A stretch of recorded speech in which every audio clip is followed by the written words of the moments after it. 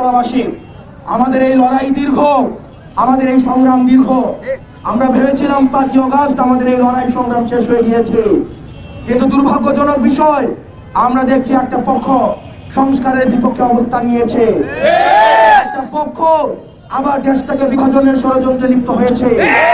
কিন্তু আমাদের দেশবাসীকে ঐক্যবদ্ধ থাকতে হবে, আমাদের ঐক্যবদ্ধভাবে আমাদের এই দেশটাকে সমন্বিতভাবে আমাদের করতে হবে। রাজনৈতিক ছোট ছোট মত পার্থক্যকে জাতীয় স্বার্থে দূরে রেখে আমাদেরকে ঐক্যবদ্ধভাবে আমাদের দেশটাকে করতে হবে।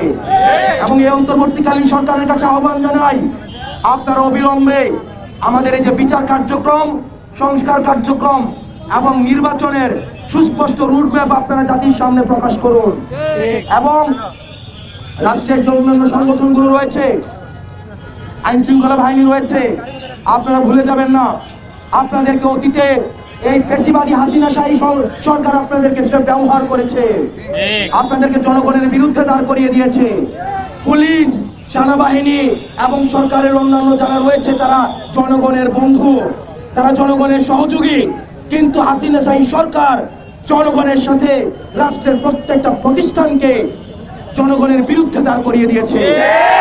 আমরা স্পষ্ট করতে চাই, রাষ্ট্রের যে প্রতিষ্ঠানগুলো রয়েছে সেই প্রতিষ্ঠানগুলো হবে স্বাধীন এবং জনগণের সাথে সেই প্রতিষ্ঠানগুলো থাকবে জবাবদিহিতামূলক ন্যায্যতার সম্পর্ক।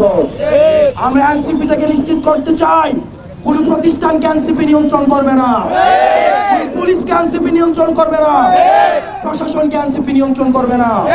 পুলিশ হবে বাংলাদেশপন্থী, অ্যাডমিনিস্ট্রেশন হবে বাংলাদেশপন্থী, বিচার বিভাগ হবে বাংলাদেশপন্থী, নির্বাচন কমিশন হবে বাংলাদেশপন্থী। দলপন্থী প্রশাসন, পুলিশ, নির্বাচন কমিশন, বিচার বিভাগ, আমরা কোনো দলপন্থী আর চাই না। এই তরুণ প্রজন্ম অনেক রক্ত দিয়েছে, অনেক সংগ্রাম করেছে, অনেক ত্যাগ তিতিক্ষা করেছে। আমরা বুঝে গিয়েছি এই রাষ্ট্রের কল্যাণের জন্য আমরা যদি কল্যাণ করতে চাই, আমাদেরকে দল মত এবং স্বার্থের উঠে উঠে আমাদের এই বাংলাদেশটাকে কেন্দ্রবিন্দু করে আমাদেরকে এগিয়ে যেতে হবে। প্রিয় সহযোদ্ধা, এনসিপির কার্যক্রমে আমরা আপনাদেরকে সাথে চাই। আমরা আপনাদেরকে নিয়ে আমাদের আহ্বায়ক জনাব নাহিদ ইসলামের বার্তা এবং আমাদের সদস্য সচিব জনাব আক্তার হোসেনের বার্তা আপনাদের কাছে পৌঁছে দিয়ে আমরা একই সাথে সমতা ভিত্তিক, ন্যায্যতা ভিত্তিক একটা বাংলাদেশ আমরা গড়ে তুলব। আপনারা সবাই আমাদের এনসিপির সাথে আছেন, আপনারা সবাই ন্যায্যতার সাথে আছেন, আপনারা সবাই ঐক্যবদ্ধতার সাথে আছেন, আপনারা সবাই বৈষম্যহীন বাংলাদেশের পক্ষে আছেন। ওই জেগেছে রে, জেগেছে।